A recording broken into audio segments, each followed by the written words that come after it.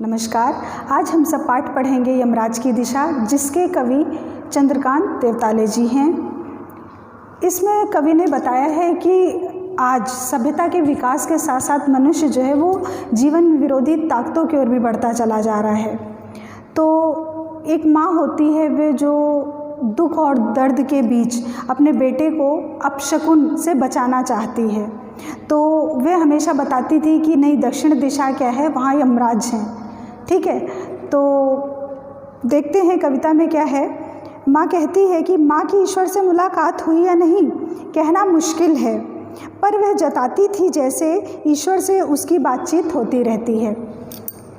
कवि अपने बचपन के बारे में कहते हैं कि मुझे नहीं पता कि मेरी माँ की ईश्वर से मुलाकात हुई है या नहीं हुई है, लेकिन ये कहना मुश्किल है, पर दिखाती ऐसे थी जैसे साक्षात भगवान ने उससे बता दिया है कोई बात। ठीक है, कहते कि ईश्वर से उसकी बातचीत होती रहती ऐसा जताती थी और उससे प्राप्त सलाहों के अनुसार ज़िंदगी जीने और दुख बर्दाश्त करने के रास्ते खोज लेती है। और उसको ऐसा लगता था कि भगवान ने इतना बताया है हमको, तो नहीं, हमें ज़िंदगी जीने की और दुख को बर्दाश्त करने की, ज़िंदगी कैसे जी जाती, दुख को कैसे बर्दाश्त करना है। ठीक है, मेरी माँ रास्ते खोज लेती थी। माँ ने एक बार मुझसे कहा था, दक्षिण की तरफ पैर करके मत सोना, वह मृत्यु की दिशा है और यमराज को क्रुद्ध करना बुद्धिमानी की बात नहीं। तो मेरी पहले लोगों की एक ऐसी सोच थी कि नहीं, दक्षिण दिशा मत जाना। ठीक है, तो उसका कारण ये था कि शायद हमारे यहाँ ऐसा कहा गया कि राम, अगर हिंदूज़ माइथोलॉजी को हम लोग देखें तो राम दक्षिण दिशा की ओर गए तो उनको घोर कष्ट मिला। ठीक है, तो अब उसको तो जिसको जो लिखा है वो तो लिखा ही होना है ना, लेकिन वो जो शुरू से मान लिया गया बात तो उसके लोग अनुसरण करने लगते हैं। तो वही अब सबने ही ये मान ली बात कि नहीं, दक्षिण दिशा बुरी है, जबकि ऐसा नहीं, दक्षिण दिशा देखा जाए तो ख़त्म नहीं होती। तो वही लेखक कह रहे हैं कि मेरी माँ ने कहा था कि दक्षिण दिशा की तरफ पैर करके मत सोना, वह मृत्यु की दिशा है। ठीक है, और यमराज को क्यों? क्योंकि दक्षिण दिशा में यमराज रहते हैं और यमराज को क्रुद्ध करना बहुत गलत बात है। तो बुद्धिमानी की बात नहीं, मेरी माँ ने बताया। फिर लेखक कहते हैं, तब मैं छोटा था और मैंने यमराज के घर का पता पूछा था। उसने बताया था तुम जहाँ भी हो वहाँ से हमेशा दक्षिण में। माँ की समझाइश के बाद दक्षिण दिशा में पैर करके मैं कभी नहीं सोया। अब वो कह रहे हैं तब तो मैं छोटा था।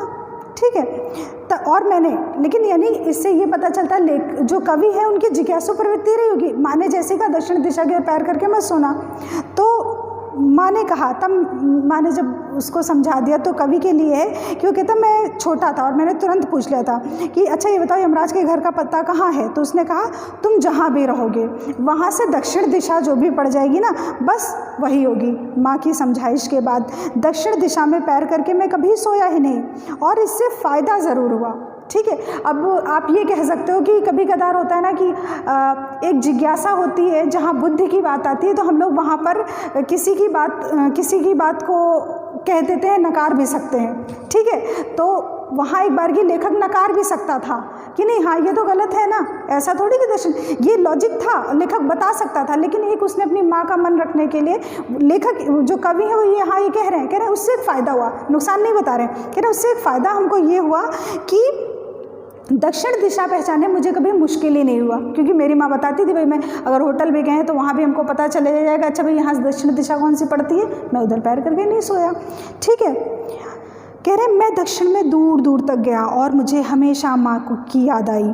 दक्षिण को लांघ लेना संभव ही नहीं होता, छोर तक पहुँच पाना तो यमराज का घर देख लेता। अब कह रहे हैं कि अब भाई लेखक जो कवि थे, इतने बड़े कवि थे, तो वही कह रहे हैं कि मैं कई दूर दूर तक गया और कह रहे माँ की बात मुझे हमेशा याद आती थी, लेकिन मैंने कभी यमराज का घर ही नहीं देखा। और बोले कहीं अगर उस छोर तक पहुँच जाता, अगर दक्षिण दिशा के छोर तक, तो शायद मैं माँ को देख सकता था। अब देखो वो यमराज को देख सकता था।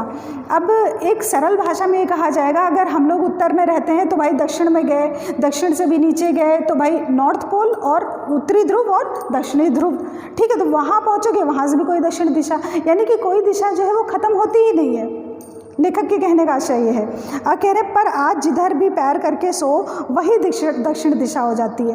अब लेखक कह रहे हैं कि उस समय तो चलो ये कह दिया जाता था ये दिशा, दक्षिण जो दिशा है वह कह रहे हैं ना कि बुराई का प्रतीक एक तरीके से बता दी गई। तो लेखक का मानना है कि भैया देखा जाए तो हर दिशा ही फिर खराब है। क्यों कह रहे हैं कि आज तो जिधर भी पैर करके सो दक्षिण दिशा हो जाती है। दक्षिण दिशा किसका प्रतीक थी? बुराई का प्रतीक, मृत्यु का प्रतीक, कलह का प्रतीक, हिंसा का प्रतीक। तो लेखक ये कहना चाह रहा है अगर दक्षिण दिशा अगर बुरी होती तो आज तो हम जिधर भी पैर करके सोते हैं उधर ही कहते हैं बस दक्षिण दिशा वो बन जाती है। सभी दिशाओं में यमराज के आलीशान महल है। मेरी माँ तो कहती थी कि दक्षिण दिशा में यमराज है, लेकिन लेखक जो कवि कह रहे हैं मैं तो देखता हूँ हर तरफ हर दिशा में यमराज के आलीशान महल है। यानी हिंसा बुराइयाँ जो हैं वो यमराज हैं एक तरीके से, और उनके महल हर जगह हैं, और वे सभी एक साथ अपनी दहकती आँखों सहित विराजते हैं। जैसे यमराज की आँखें नहीं होती डरावनी, वैसे ही कह रहे हैं कि हर दिशा में अपनी दहकती आँखों से विराजते हैं।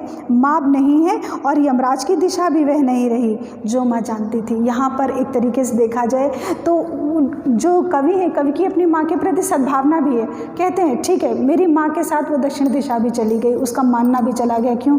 चलो ठीक है, उसने तो सोचा था कि दक्षिणी दिशा में यमराज, बोले लेकिन कहाँ? बोले मेरी माँ भी चली गई आज इस दुनिया में और दक्षिण दिशा भी नहीं रह गई। क्यों? क्योंकि वो बुराइयाँ दक्षिणी दिशा नहीं बल्कि सारी दिशाओं में व्याप्त हो गई। सामाजिक जितनी भी कुरीतियाँ हैं, हिंसा है। तो ये था चंद्रकांत ताले जी द्वारा रचित पाठ यमराज की दिशा।